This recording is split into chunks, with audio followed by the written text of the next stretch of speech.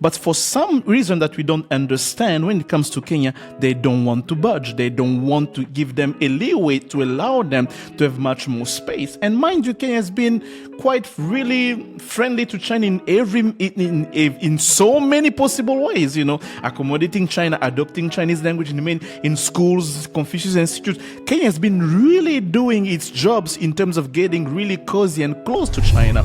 I have a little bit of a cynical view towards it, is because at the end of the day, China is not willing to put itself into the middle of the messes that are currently in some of the Horn of Africa countries.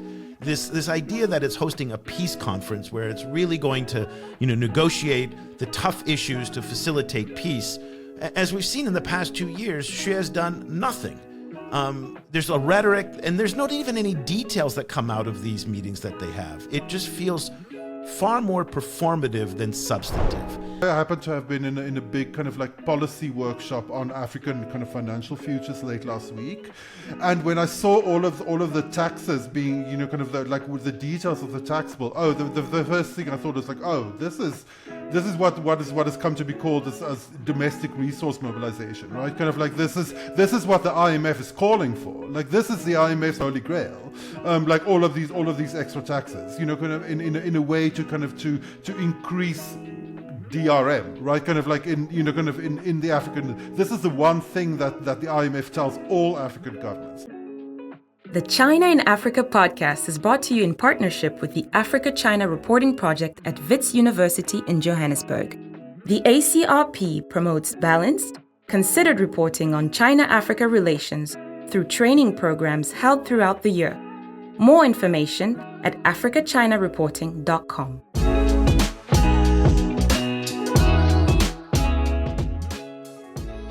Hello and welcome to another edition of the China in Africa podcast, a proud member of the Sinica Podcast Network, and a very big hello to all of our viewers on YouTube. We are simulcasting today's show, both for audio and for video. As always, when we do these week in review shows, I'm so thrilled to have two of our best editors with us today. Cobus van Staden, who is our managing editor, joining us from Johannesburg, South Africa, and our Africa editor, Geronima, joining us from the beautiful island of Mauritius. A very good afternoon to you, gentlemen. Good afternoon. Good afternoon. We have a lot of ground to cover this week. So much is going on. At the time of this recording, unrests are still taking place in Nairobi. We're going to talk about the China angle that's been coming up in this, or the lack of a China angle that's coming up, and I'll explain that. Also give you an update on the Niger-Benin pipeline fiasco that's happening. Again, a very strong China connection to that. And then we're going to talk about Wu Peng, who many of you may know over the years following this show. He was the former ambassador to Sierra Leone, the former Chinese ambassador to Kenya, the former Director General of African Affairs, China's top diplomat for Africa in Beijing.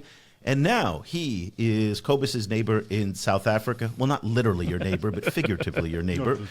People might think he's the neighbor. You're not that rich to live next to. Pretoria part of town, I think. You're not wealthy enough to live in that part of Pretoria. And finally, there was a Horn of Africa peace conference that took place in Beijing. You probably didn't hear anything about it, and we'll tell you why that is the case. Okay. As we are recording, a very fast-moving series of events are taking place in Nairobi. Protesters have crashed the parliament. Shots have been fired. There are deaths that have happened. Security forces have been unleashed on the people, opening fire with live rounds. The situation is bad and getting worse. They are protesting the tax increases across the board. The reason why we're going to talk about this story today is because in the past 24 hours, I've received 4 or 5 emails from what seem to be different people, all saying that Kenyan President William Ruto was inspired by Chinese President Xi Jinping and his crackdown on student protests in Hong Kong, and how there are similarities here and that we should be talking about it, and they're angry with us that we're not talking about it. Cobus Geraud, how come we don't see the parallels to it? And I wrote a column today going, this is just complete, baloney. And the reason why, and again, I don't know if these came from 4 different people or if this is really a thing, but it does tend to come up, and we hear this in many instances. Whenever there's an internet blackout, for example, in the DRC, they shut the internet down during some unrest. They said, well, that's China's influence. And anytime there is something that is oppressive or authoritarian, we're starting to see some of the partisans come in and say, you see the negative influence that China has had in Africa, and this is the best example of it. The comparisons to Hong Kong, to me, are highly flawed. But nonetheless, the fundamental reason that I take offense at this, and just because it's stupid, is because it strips any agency of Kenyans, Africans, William Ruto in particular, of having an idea of his own to brutalize his people. And Geraud, as you know all too well, and Cobus, you as well, from your own country's histories, Africans do not need to look for any inspiration abroad on how to abuse their own people. And by the way, that's not an African phenomenon. That is a worldwide phenomenon. Every country has a history of brutalizing its own people. So, but this context of this idea that it has to be because of a foreign influence feels so patronizing. I'd like to get your takes on this. I don't want to spend too much time on it because it is kind of stupid, but it is something that is starting to bubble up a little bit. Cobus, let's start with you. Yeah, I mean, it seems based basically on the idea that there was a violent crackdown on young protesters, which as you said, happens in many places. It happens in many African countries, but it happened in the US, in the summer, around encampments That's on right. campuses, around Gaza protests as well. So, yeah, kind of like China isn't unique in this respect. It just sadly is part of a bigger trend. Yeah, I personally, I don't think there is much to say about that. It's not the first time that any African country cracked down on protest in its capital city for any various reason. Kenya is not the first one to be killing its own people during protests. The US has done that before. We've seen that in Burkina Faso, in Guinea, in Mali, in Gabon, in Congo Brazzaville, in Cameroon, in Zimbabwe. We saw that in all over the place in Africa. It has nothing to do with China, even if some might say, no, some of them brought equipment from China, or they brought security equipment from China. It's like, they don't only buy it from China, they also buy it from the US, from France and everything. And if you look at the equipment the Kenyan forces are using, they're not only coming from China, also coming from other part of the world. So for me, there's really no China angle into how William Ruto treated and cracked down those protests. And I think it's just like an overstretch that people wanting to put China in the debate. There is place that we can talk about China in that situation. Okay. But about the crackdown, I don't think there is a space to talk about China in there. This is where I want to go, and this is where I wrote about this in my column today for our subscribers in the newsletter, where I said, okay, the first part of this, it's complete garbage. The Chinese, again, do not provide that kind of inspiration, is because whatever. They don't need to. But what is interesting is that, and I wrote this, and this is my own speculation, but I have a feeling that in the policymaking circles in Beijing, a lot of people are probably going, this is the messiness of democracy. All this great democracy things that the Americans talk about, and everything about democracy that is so good, look what it's bringing. It's bringing chaos. It's bringing violence. It's bringing unfair taxation to people. It's bringing greed and corruption, because a big part of this, of course, is the fact that people are complaining that presidential advisors are being paid too much. The taxes are unfair. They were taxing sanitary napkins, for example. This isn't in the benefit of the people. And I think the Chinese will never say anything about these events because it's totally off-brand for them to criticize something going on in Africa. If this was happening in the U.S., as it happens in the U.S., they are on Global Times and social media, and all their useful idiots are out there, going off. They will never say anything about the Kenya protests. But I do think it contributes to their sense of validation that their state-led authoritarian model is a better model for developing countries. And the last point that I made in my column today is that at the end of these protests, democracy is suffering a little bit in Africa when it comes to public opinion. More and more people, even Cobus in South Africa, people are becoming increasingly disillusioned with democracy. This isn't going to help that. And I think that when the Chinese show up with their alternative development model, they might find some more willing audiences to listen to them. What do you think, Cobus? Well, I think you could kind of argue this in both directions, right? Kind of, I think that is certainly the take that the Chinese stakeholders will take, and I've heard them making that argument before. On the other hand, I think one could also say that this is kind of tragically, unfortunately, because of this kind of very, very heavy-handed crackdown, like it led to deaths. But the protest itself is a form of kind of popular, how can I say that, kind of like, kind of popular kind of making of the state, right? And that in a lot of ways, they could have been avoided, kind of if for example, if there was a greater response to the call for transparency, kind of by the Ruto government, then they would have found a way around this. So I think in lots of ways, the nuance in this debate is becoming a bit of a victim of the democracies versus autocracies kind of narrative coming from being pushed by both the G7 and by China, kind of in different ways. There's different versions of these debates coming from both sides, and that tends to kind of flatten the kind of like the complications, kind of in Kenya, but it also flattens the involvement of both G7 powers and China in the bigger problems that are underlying these protests. Like it becomes a very convenient way of not engaging with what the role of external finance has been, kind of in this crisis. I think the big problem here in Africa, the underlying problem will be for democracy, is the fact that democracy for so long hasn't been able to reconcile the need of like freedom of expression, liberty and democracy, and good governance to deliver development to address development challenges that many African countries are facing. For so long, democracy has been presented as the only way to show development and stability. So when we see what's happening in different African countries, yes, we are opening doors to the debate of questioning, is democracy the only way to move forward in terms of the development, in terms of political stability. And this is where China comes with its own narrative by saying that, there's not only one way. And that's what they said in the text when it comes to global civilization initiative. There's not only one way to economic development. And each country has its own story. Each country has its own social fabric that we need to take into account when we put forth our political models that needs to lead to democracy.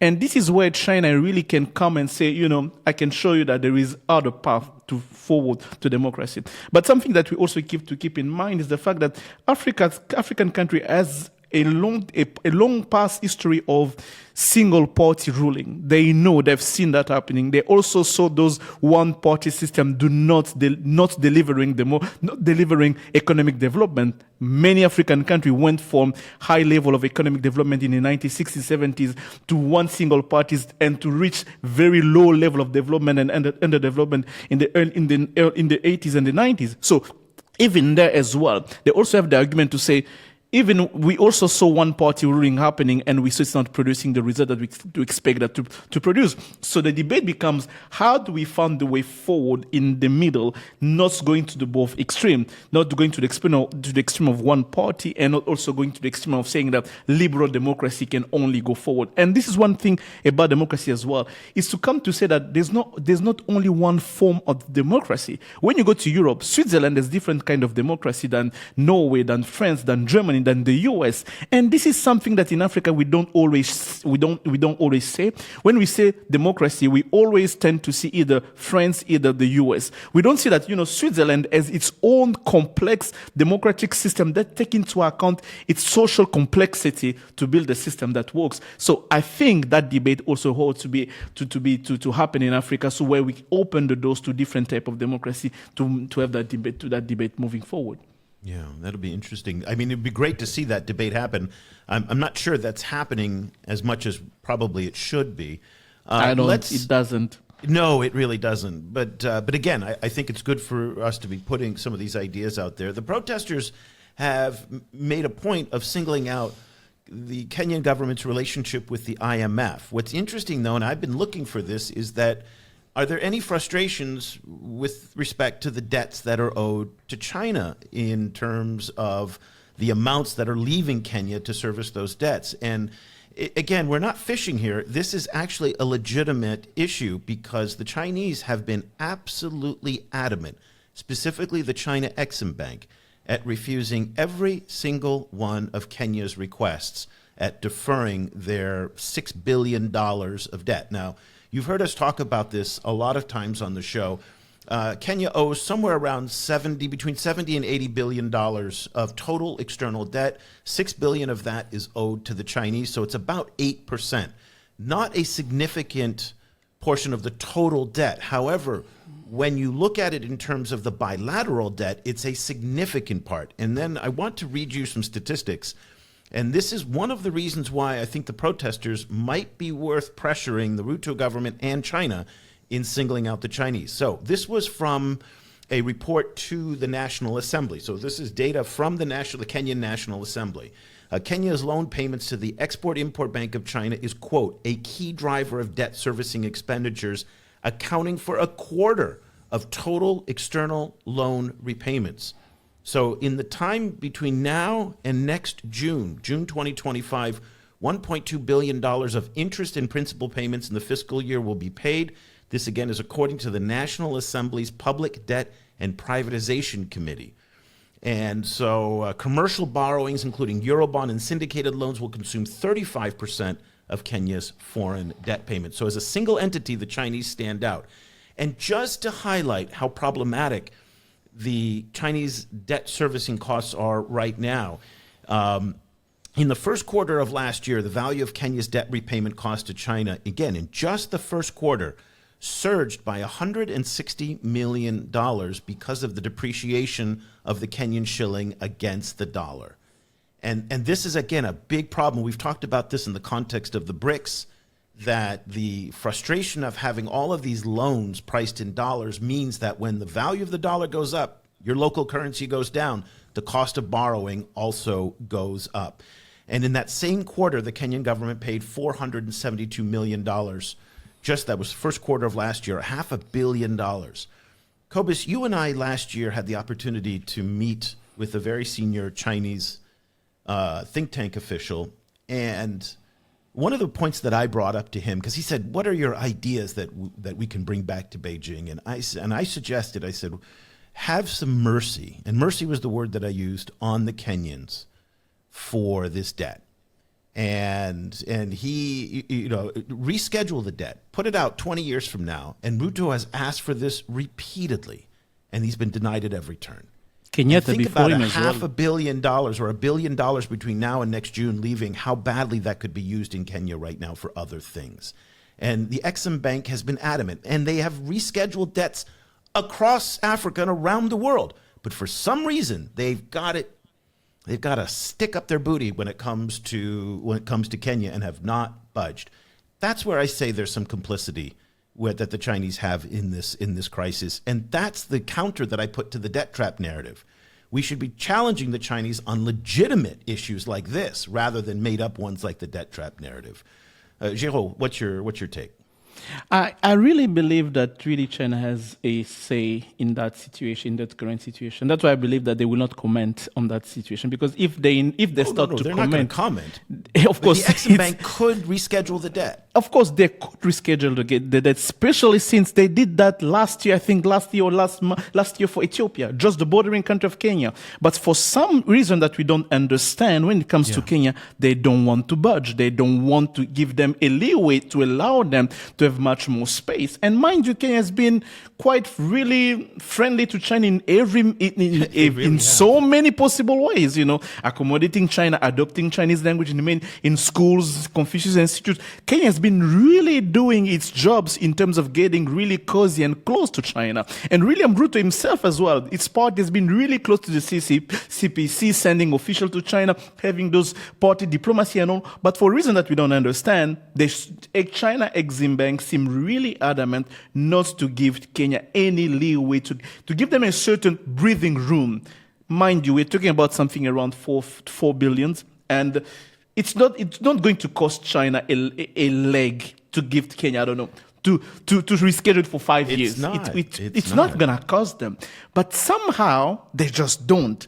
And this is, I think, where, as you mentioned, this is where someone should really questioning China on why they're really so hard on Kenya on that issues. And mind you, Kenya doesn't have a history of defaulting on its loan with China. No. Kenya doesn't have that story of like being a bad payer, but they just find themselves in a very bad situation right now, for which they need a friendly hand to kind of help Mercy them, was to the give word them that I a used. mercy to help them to have a Mercy was leeway. the word And that I something used. else, and I can see the answer coming from Beijing right now. They're gonna see, you mentioned the fact that Kenya lost its value, so the Kenyan shillings lost its value to the dollars. They're gonna say it's not us, it's the US dollars, it's the US, it's the US reserve. They change the interest rates. That's why it's impacting Kenya's ability to pay their debt and everything. And say, but you have the responsibility. You actually can give them a leverage and not being part of the problem they're facing right now. And this is, I think, that it's not really a friendly approach from China, especially when they know the relationship they have with Kenya. And Cobus, do you remember in that conversation with that individual we had, the answer that came out of his mouth very quickly was, well, what about the moral hazard? And the moral hazard is the idea of, well, you made a bet to pay this and you don't pay it, then that's going to set an example for others not to pay their debts as well. I thought that was fascinating that was the response that he had. And but it does, again... We don't ask them to pardon the debts. We're not asking them to pardon the debt. We're just asking them to postpone the repayment. That's all the Kenyans are asking for. Exactly. Not to pardon, not to cancel. Exactly. Is that. But I think also, like, so I completely share your point about the Chinese, and I agree. Like, I think it would buy them politically also so much space there. Kind of if they just like 5 years. Exactly. I mean, it's nothing. But I think the situation in Kenya is also. I think Kenya is becoming this kind of like an example of exactly the kind of nightmare that African countries face in terms of financing. Kind of because. So on the one hand, we know that the deal with China was very corrupt, right? Kind of we know that there was a lot of the deal you're talking about for the standard gauge railway that led to the $6 billion.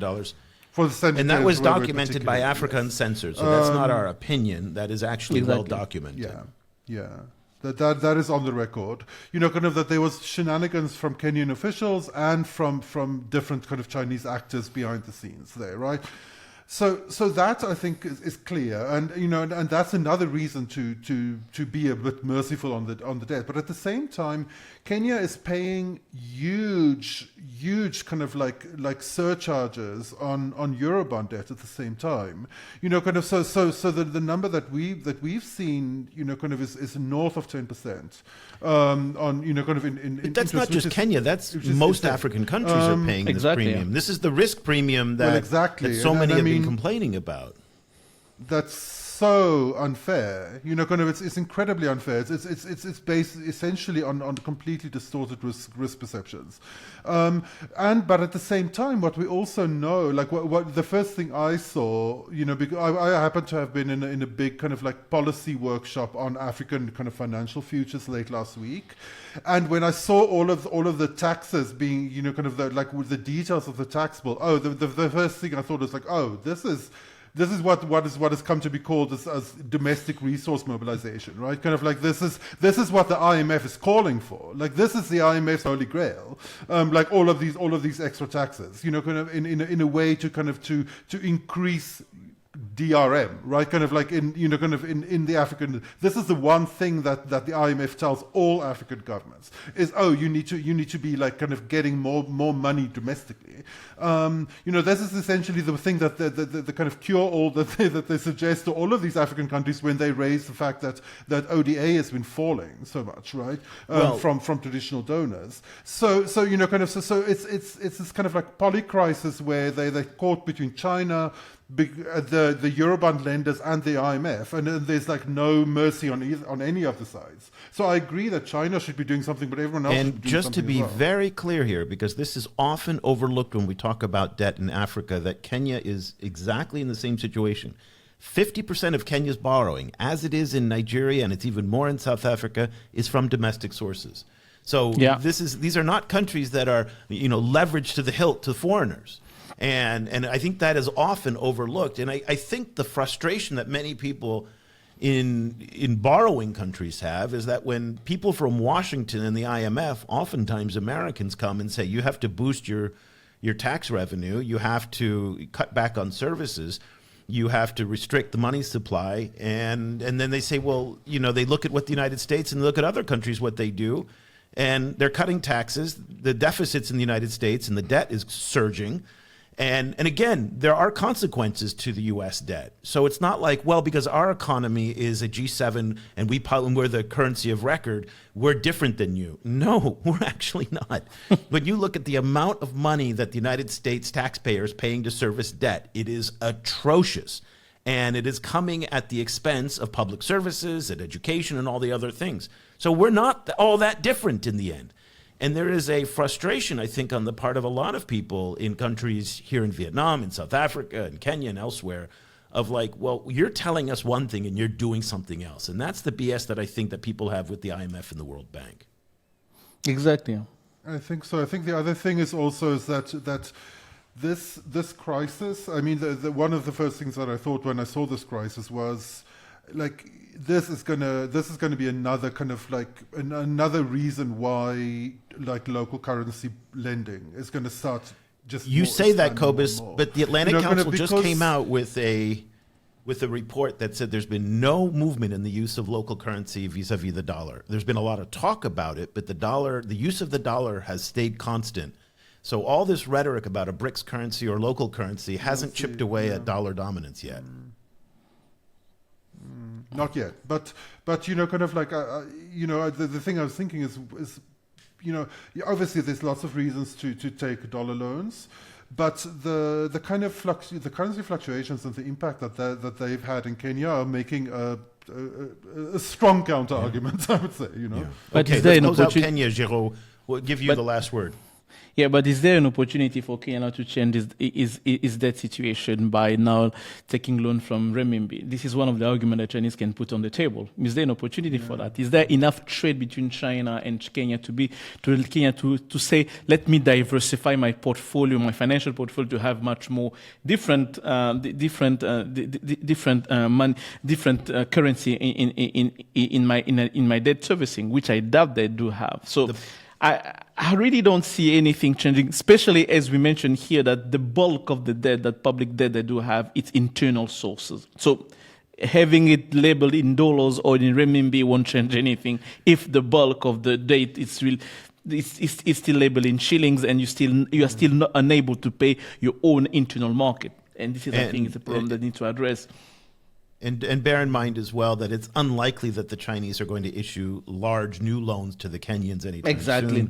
And then in terms of using RMB to settle trade, Kenya's trade balance with China is, again, very typical of many African countries. They import $3.6 billion and export something like $120 million. Yeah. So that's a problem, and that is, and again, as we've said over and over again, and as many experts say, there is nothing stopping the Kenyans today from using yuan or RMB to settle their trade with China. They can go out and do that if they want. They choose not to, but they can. Yeah. There's nothing stopping them from doing that. Yeah. Okay, let's move now to the other side of the continent, to another conflict.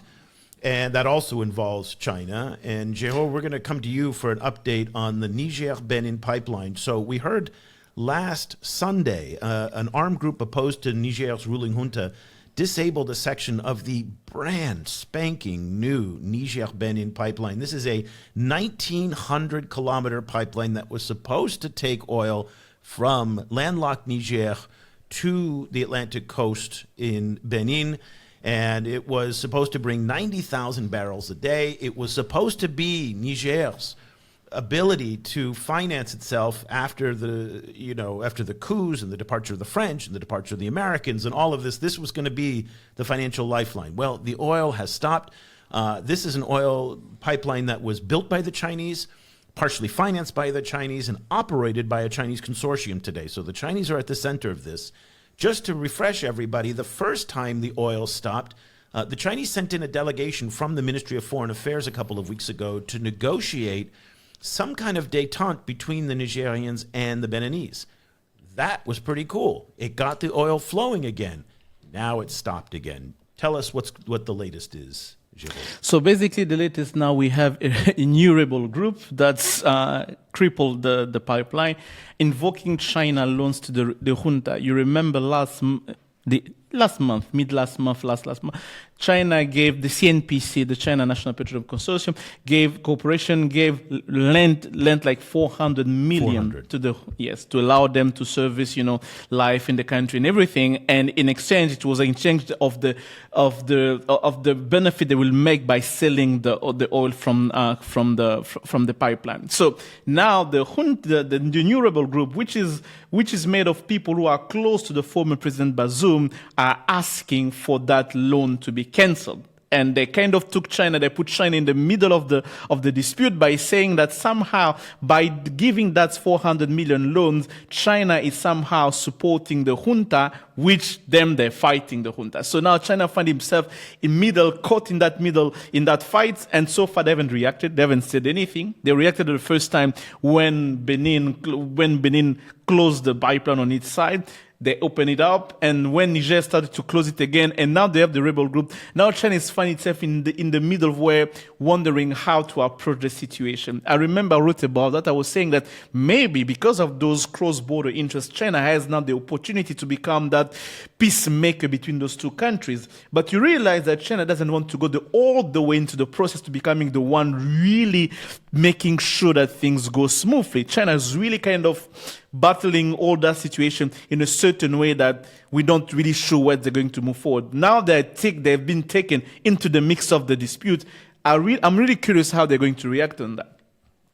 Yeah, it'll be interesting to see if the Chinese send a delegation back to negotiate a settlement. With who this time? Who are they going to negotiate this time? Because this time they have the rebel group on one side. That's right. Yeah, Who are they going to negotiate? But bear in mind, though, in your country, the Chinese have done exceedingly well at negotiating with rebel factions and keeping them at bay from their mining interests there. So those are small groups. Those was really small groups in the eastern part with not really big companies. Here we are talking a 4 billion pipeline where CNPC has put a lot of money. And here we're talking about a rebel group that are fighting the junta is in power. So basically, for China to take part, they will have to really go and say, we want to talk with them. The junta doesn't recognize those rebel groups. I just China don't cannot underestimate really come the in. Chinese on this. That's all I'm saying. They're actually pretty good at these things. Cobus, go ahead.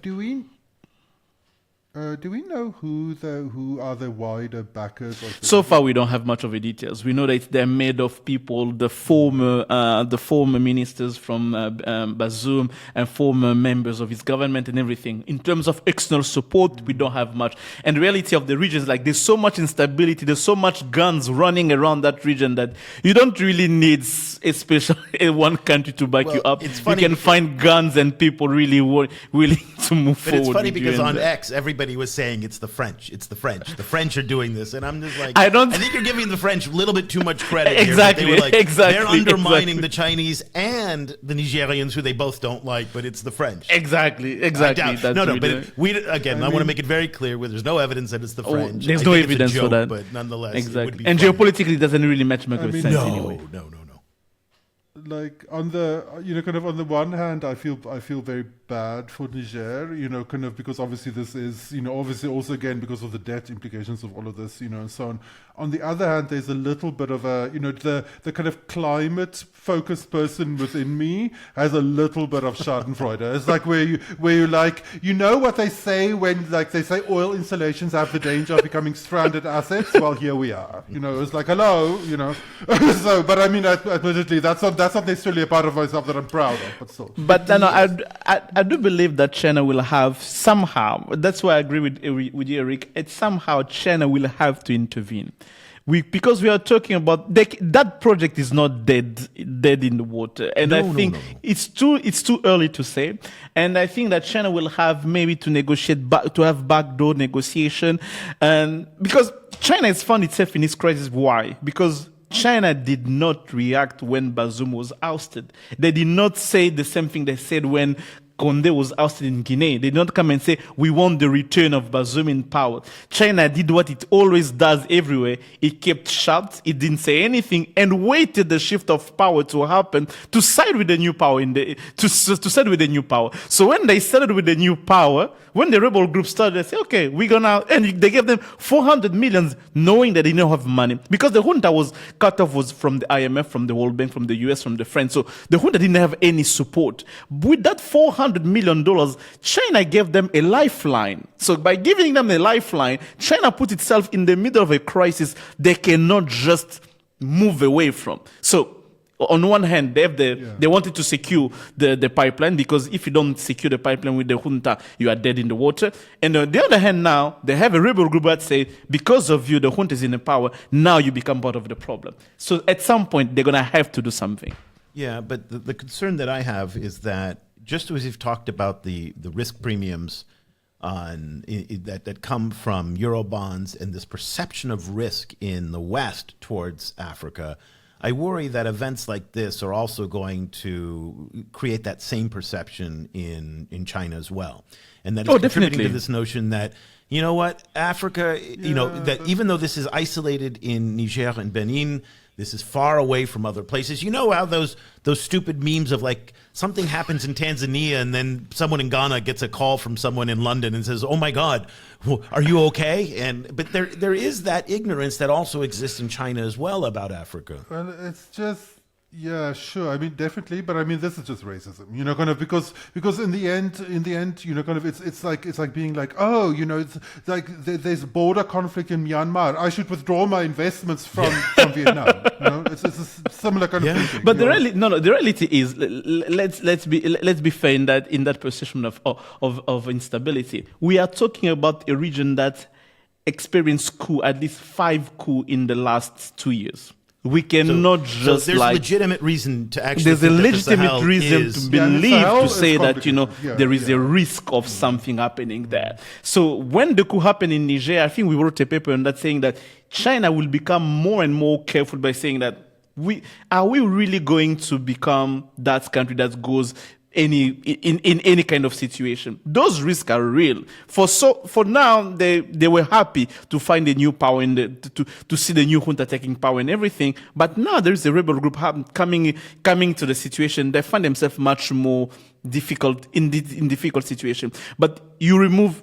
We just talked about Kenya, and if you're in Beijing right now, you are sitting on the Africa desk in the China Exim Bank or CBD. You have a report of unrest in Nairobi, coup in Niger, instability here and there, and you have a big SOEs coming to you. So, I need 6 billion to input somewhere in Gabon. They say, nah, I'm not sure if I'm gonna give you 6 billion to put in that region now. That's especially when concern. Someone like Brazil or the president of Peru, who's right now in China, is sitting out there saying, "Come to us." Exactly. So there's a lot of competition. It's interesting, though, Geraud, and I know this is something you follow very closely, that whatever risk perceptions that the Chinese have about the Sahel is certainly not the case in nearby North Africa, because Morocco in particular has been the recipient of huge amounts of foreign direct investment from China just in the past 6 to 9 months.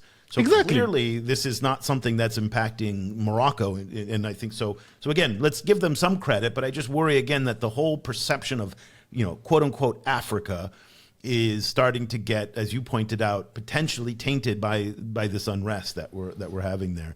One of the people who's going to communicate back to Beijing, again, Wu Peng, as we've talked about, he's been on our show before. We're hoping to have him back on our show again. He's now the new ambassador designate in South Africa. He just arrived in country this week. It's a little bit unusual, and we were walking through this earlier this week, Geraud and I, that somebody who goes from being the director general, which is the top diplomat for a particular region, then goes back down to being an ambassador. And I think some people saw this as a demotion. And it's absolutely not a demotion. In the Chinese foreign ministry, things work differently than they do in the West. For example, Wang Wenbing, who was a spokesperson for the Chinese Ministry of Foreign Affairs, is now the new ambassador to Cambodia. A former spokesperson for the ministry is now a deputy ambassador at the United Nations. That is not something, for example, that happens in the US, Europe, Japan, or elsewhere, where a spokesperson jumps off to becoming an ambassador. Secondly, Chen Xiaodong, who is the ambassador that Wu Peng replaced, is now a vice foreign minister. That's a huge jump up. Exactly. So again, the way that the Chinese foreign ministry manages its hierarchy is very different. So I just encourage everybody not to interpret Wu's appointment as any kind of demotion, because it most certainly not. South Africa, let's recall, is the most important diplomatic outpost for the Chinese in Africa. It tends to go to at least, and I think, an assistant foreign minister level. I don't know if Wu has been promoted to assistant foreign minister, but nonetheless, it is a high-ranking position. Cobus, it is going to be a little bit of a relief, I think, to have a Chinese envoy in Africa who speaks English, who's not afraid to talk to the media. We recall before was a gentleman by the name of Lin Songtian, who not only liked to talk to the media, but would talk for hours to the media and couldn't shut up. And it was great because we saw this very dynamic presence of the Chinese. I suspect that Wu is going to be that same presence in South Africa as well. Yes, I think so. His appointment follows a pattern. I think both Lin Songtian and Chen Xiaodong were also similarly kind of like at a continental level, at a regional level, in their seniority before becoming ambassadors to South Africa. So so the ambassadorship to South Africa is a special position, I think, kind of in the Chinese system. But yeah, I agree. Like in our experiences in speaking with Wu, is very friendly, very enthusiastic, like super energetic, very kind of like boosterish, kind of in terms of like what uncharacteristic China can do in for South a Africa. Chinese diplomat, by the way. Very uncharacteristic. Yes, but very similar to Lin in that sense. Kind of like also very gregarious and open. So I think it's it's going to be very interesting. It's obviously they are. I think for the Chinese, as most other external partners, they're watching the development of the government of national unity very closely. So for those people who haven't followed the South African election, the ruling African National Congress lost their full majority for the first time in 30 years, and so now they're in a coalition government with several other parties, most notably the Democratic Alliance, which has about 20% of the vote. The ANC got about 40% of the vote this time. So Cyril Ramaphosa is remaining as president, and the ANC will probably keep control of key ministries, including finance, including foreign affairs, foreign policy. While the DA is probably going to Who's the DA? Just for those of us not familiar. Democratic Alliance. So they will likely focus more on running stuff domestically, although the particular portfolios are still being fought out in the process. So like I think for a lot of people who are watching South Africa, this is in lots of ways kind of the best thing they could hope for, because it maintains stability while possibly kind of increasing transparency and hopefully increasing growth. What everyone was, I think a lot of people were worried about, was some kind of like working relationship between the African National Congress and the new Umkhonto weSizwe party, which is called like shorthand as MK. The MK party, which is essentially, it's a kind of a personality cult that's built around the former President Jacob Zuma. They still haven't 100% worked out even what their national structures are, but they got 14% of the vote.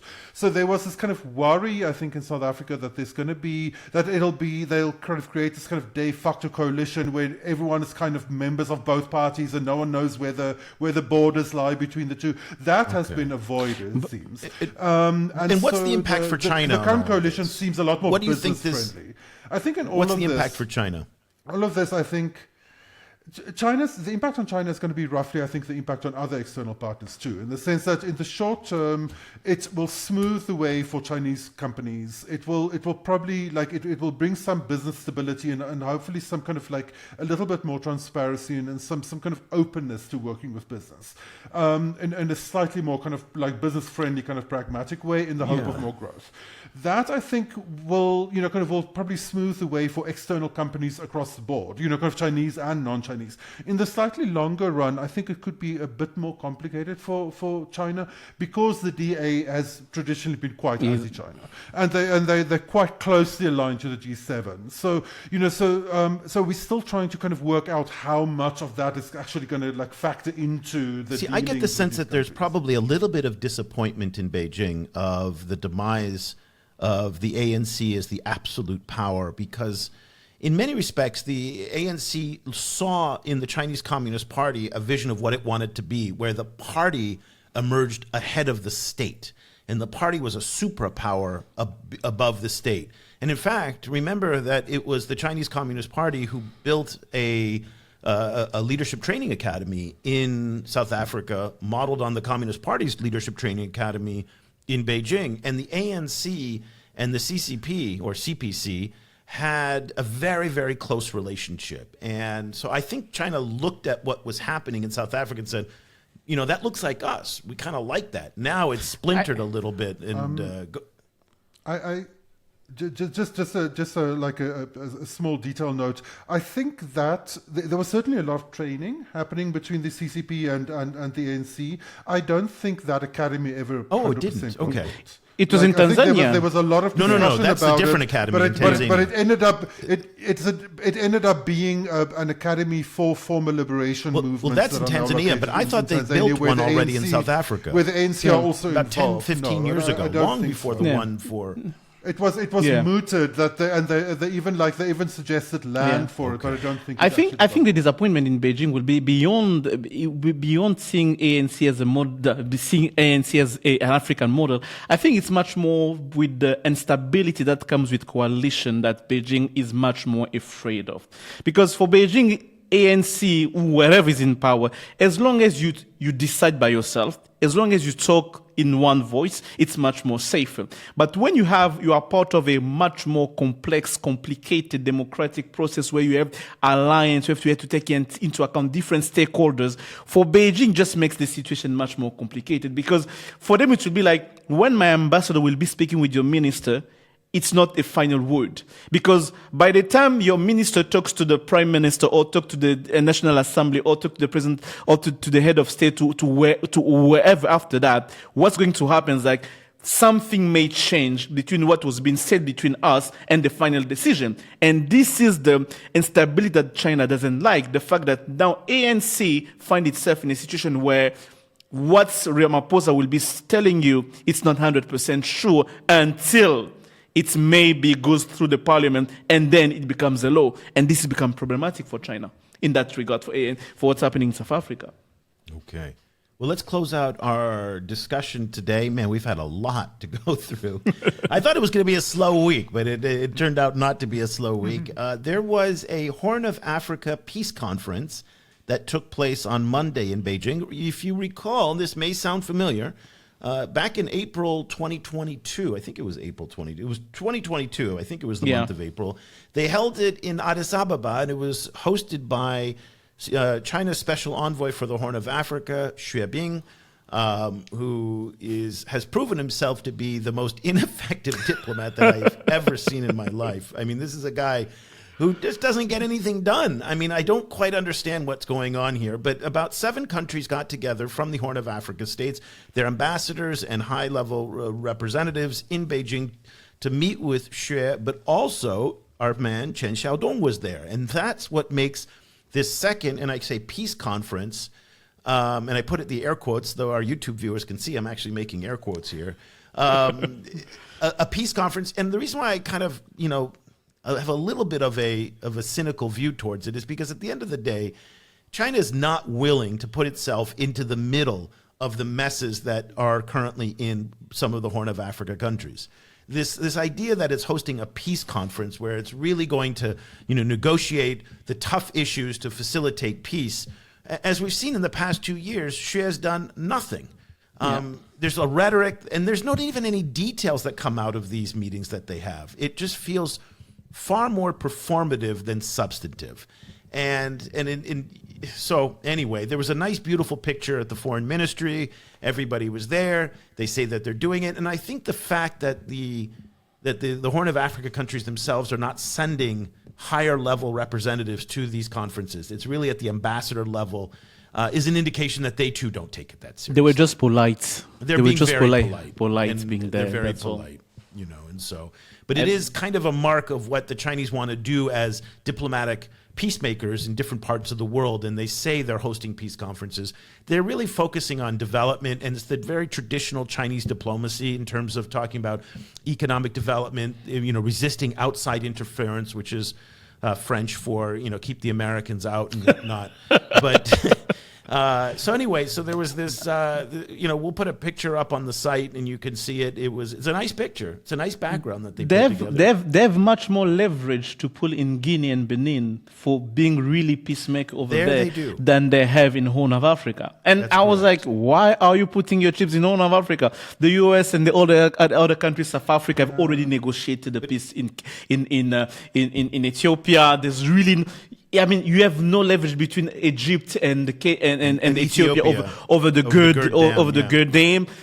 So basically, there's nothing that you can do there. You really can just be like the diplomatic protocol operation, but beyond that, you don't have any leverage really to play the peacemaker between those two, between all these countries together. So, and I'm really wondering what's happening there. Yeah, I was wondering about that as well. It's like, why do it and why do it now? Particularly considering the optics that there's a full-on genocide happening next door in Sudan.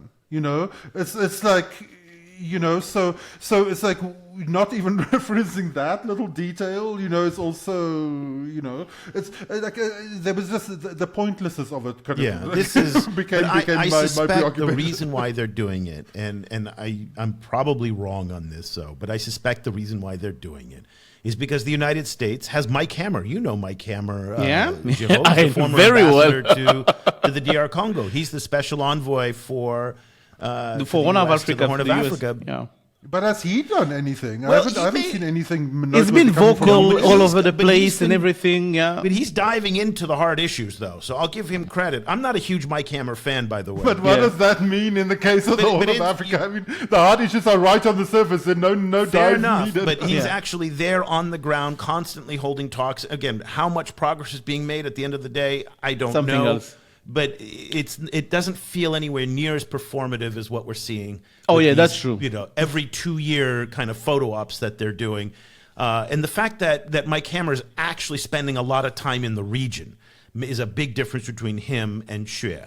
I think he's even based in Ethiopia. No, Xue is based in Beijing. No, I mean Mike Hammer. Mike Hammer, yeah, I think so. And so again, we're not huge fans of the U.S. in their diplomatic approach in Africa, but I think in this point they actually deserve a little bit of credit. And they have much more leverage. They have much more leverage to really broker peace in that region than China I does. think the Chinese do have leverage if that was what they wanted to apply. I mean, they have a base. I mean, they're a P5 member who can throw their weight around if they choose to. This is just not a place where they want to throw their weight around. Because My they guess, want though, to be is that they want to be a major power. And they Yeah. want to say the Europeans have a special envoy in the Horn. I think the Japanese even have a special envoy. yeah. The Americans have one. So, wow, we got to have a special envoy. And the fact that they chose a guy like Xue, whose highest rank was the ambassador to Papua New Guinea, okay? He doesn't speak any of the local languages. He's not based there. He doesn't have a deep relationship network there. I don't know. That doesn't feel like you're taking it that seriously. They Exactly. have a lot of diplomats who have a lot of experience in this part of the world. And what's interesting is that you remember when they were in the Sudan peace process about 10 years ago, they appointed really senior diplomats to that exactly, process. yeah. And I'm Zhong Jianhua. Remember that? Exact- Zhong Jianhua exactly, was the big guy. And these are huge He was vocal. diplomats. He was really vocal. really senior. They didn't do that with this role. And so that was a little surprising to me. So that to me shows they're not really taking it that seriously either. I think they appointed did. someone like Xue. They do not want to be. They do not want to be the bad guy between Egypt and Ethiopia, because when Xue was appointed, what was the main crisis? The Gerd Dam. How to solve it? And they wanted to be friend with Ethiopia, friend with Egypt, and Kenya at the same time. They don't want to startle anyone. And this is what the problem is. You cannot be a peacemaker without coming with solution that may frustrate some people, but will definitely leads to much more stability and peace. And you can only do that. The solution can only be accepted when you have huge leverage that you can put on the table, where you can hold the both sides by saying that if we don't do this, we are not going to move forward. In that region, I really don't see the level of leverage that China can put on the table on Ethiopia, on South Sudan, on Egypt, and say, if you guys don't do that, you're all going to be in mess with me. I don't see that. So I really wonder why they do that. Particularly not without some kind of big Exactly. payoff for them, right? Kind of like because even if say they step in there and say magically solve all these problems, they're not really unlocking huge profit for themselves. Exactly. In the kind of a pure kind of economic sense, for example, right? Like, I mean, maybe some like a lot of like strategic leverage, maybe, but not kind of beyond the status of having made the peace. It's it's not a situation like it's not like kind of unlocking say the Exactly. kind of new way. It's not like they're gonna burn their wings for what? Say, why are we going to burn our cards there? What are we going to make out of this situation? It's not as if it's a big Exactly. expenditure for maybe not such a big payoff. big reward. Exactly. Okay, well, let's leave the conversation there. We want to make sure we get out in under an hour. For those of you watching this on YouTube, we'd love to hear, what did you think of this format? This is what we do when we record the audio podcast. We thought today, let's just try turning on the cameras and seeing what it's like. And for those of you listening on the podcast, by the way, check out our YouTube channel. We got some amazing stuff that's going on there. Videos from Indonesia. Also, we have a brand new video on AI in Africa that came out of our team in Nairobi. So some really great stuff. Geraud hosts the CGSP Roundtable. We like to do it every week, but it's turning out to be every other week. So we'd love for you to check out our YouTube channel. And also, if you like the conversations that we're doing and want to support the work that we're doing, the best way to do that is to subscribe to us at ChinaGlobalSouth.com/subscribe. You'll get 30 days for free. Subscriptions only start at $19 a month. It's a great deal, but it's what keeps the lights on for us. I mean, literally the lights are on. And it's what allows an independent, nonpartisan startup news organization to survive in a world of just crap news. And so we're hoping to keep going with this, but it really depends on your support. And we're just so grateful to all of you who've subscribed and our Patreon supporters. And we have a couple YouTube supporters as well. You can give us money on there. We really appreciate it. And there's a donate button on our website as well. We need this support in order to continue the work that Geraud, Cobus, and the rest of the team are doing. So let's leave it there. All of us will be back again next week with another edition of the China in Africa podcast. For Geraud in Mauritius and Cobus in Johannesburg, I'm Eric Olander. Thank you so much for watching and for listening. Bye.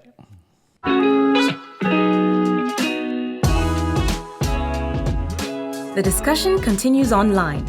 Tag us on Twitter at ChinaGS Project and visit us at ChinaGlobalSouth.com. If you speak French, check out our full coverage at projetafriquechine.com and AfriqueChine on Twitter. That's Afrique with a K. And you'll also find links to our sites and social media channels in Arabic.